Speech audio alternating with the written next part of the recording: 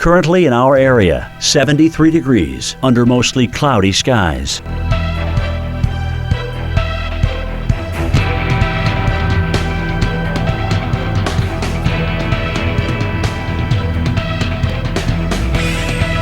Tonight, partly cloudy skies this evening will give way to occasional showers overnight. Low 61. Chance of rain 40%.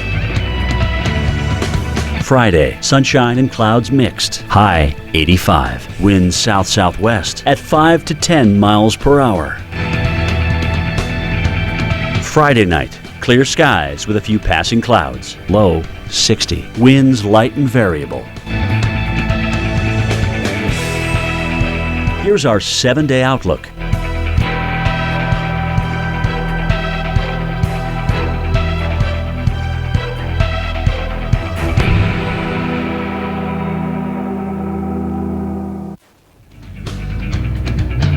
Well, residents in Titusville, Florida, not taking any chances that they will run out of fresh water for cleaning and cooking if Dorian makes landfall here. What you're watching is a woman filling up her tubs of water for her family and neighbors who may need water in the coming days. And I was talking with my parents about this earlier in the day. They live in South Florida, and I was like, you know, the run on stores for plastic bottles is a new invention. Back a few years ago, you took every pot and every pan and every reasonably clean container before the water treatment plant lost water, power to clean the water, and just filled all those buckets with water. And you can then boil that to clean it. You can, do cleaning with it for, self stuff, showers, if you will. You can have that water now. You don't necessarily have to use bottled water for that. Let's talk about, Carl wanted to jump in. I'll do you one better. Okay. A lot of bottled water is tap water. Yeah, there's that.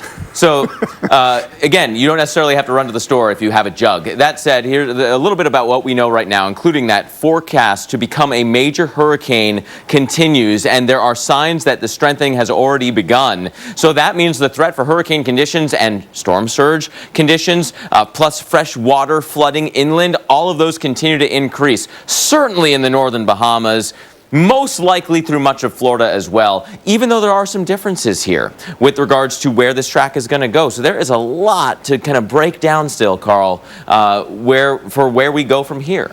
This storm has the potential, if everything happens, exactly the way some of the modeling suggests, it has the potential to be one of those storms that you remember. Yeah. To be one of those names that is retired and one of those big names like, oh, you remember Dorian? We were in Dorian. It could be that. It really could. It could be something like we've never seen before, because it could be a major hurricane that crawls through the state of Florida, and that means all of the effects are going to be magnified, they're going to be amplified, they're going to go on for hours and hours and hours, even days in some areas. Now, this is the current satellite picture. The storm is intensifying right now. The hurricane hunters have been out in it. They have found winds of at least 105 miles per hour. Right now, an 85 mile per hour storm. So we do expect to see a jump in intensity by the time the next advisory comes out. Most likely, we're going to be looking at a Category 2 storm.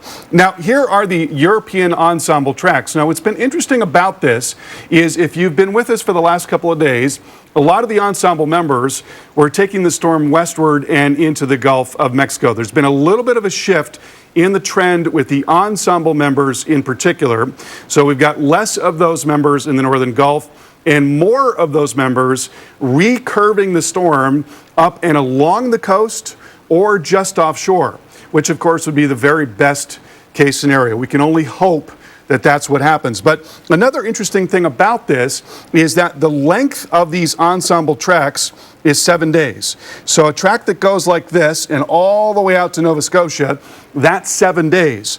And a track that goes like this up through the middle of the state and stops right there, that's 7 days. 7 days is what it could take for the storm to move up through the state of Florida and into Georgia. So, again, we really don't have precedent for this. You'd be talking about unbelievable amounts of rain, day after day of surge, and then also huge wind impacts. And I think it's important to note that the reason why we're seeing more of those curves that are either right at Florida or even just offshore is because the European model, slowed it down even further. So the longer it takes to get to Florida, the more opportunity that there will be at least some weakness in that ridge and that blocking feature to allow that curl north to happen. But you don't want to wish for a crawling, slowing storm just so that you have the chance that it curls away.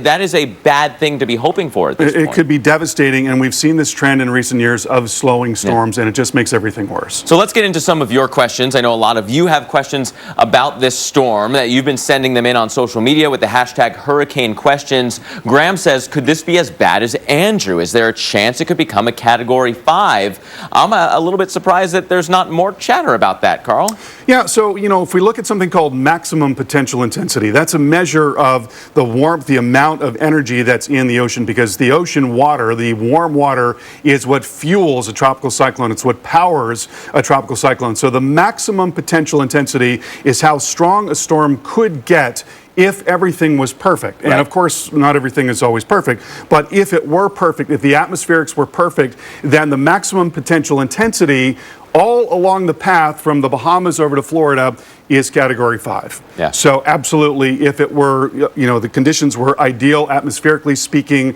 then yes, it could. And there are some models that suggest strong Cat 4, maybe to Cat 5. So it's not out of the possibilities. It's not the most likely thing right now, but it is something that we are monitoring for. Another question coming in using the hashtag Hurricane Questions from Shakondra saying, if the hurricane hits central Florida, will that bring tropical storm force winds all the way to South Carolina? And, well, how far out do we have to be worrying about this?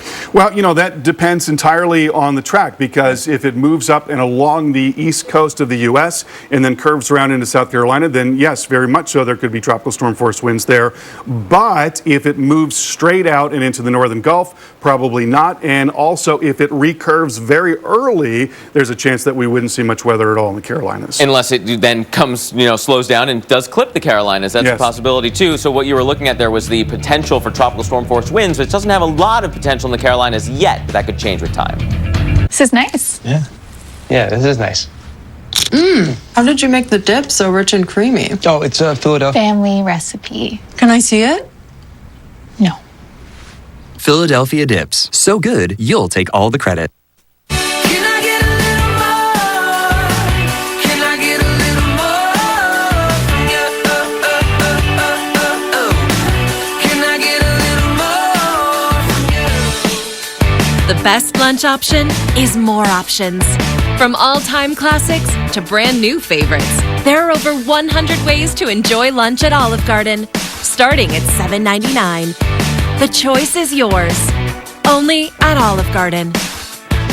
At Safe Light Auto Glass, we really pride ourselves on making it easy for you to get your windshield fixed. Let's turn in your science papers. This teacher always puts her students first. I did mine, Uncle. You did? Oh, I can't wait to read it. So when she had auto glass damage, she chose